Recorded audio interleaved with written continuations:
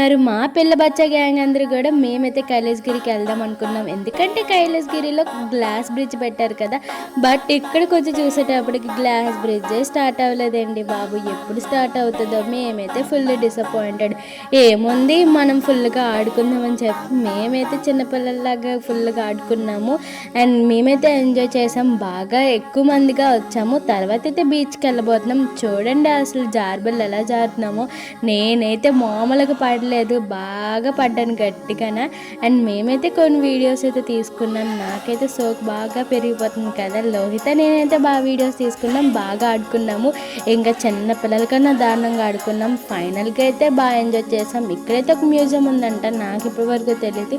And ఇది కూడా చాలా బాగుంది. అండ్ మేమైతే ఇంకా బాగా ఎంజాయ్ చేసాం. ఇంకా మేమైతే బీచ్కి స్టార్ట్ అయిపోయాము. ఇంకైతే స్నాక్స్, నైట్ ఫుడ్ అంతా కూడా బాగా ఎంజాయ్ చేసాం. ఈ వీడియో కానీ మీకు నచ్చినట్లయితే సబ్స్క్రైబ్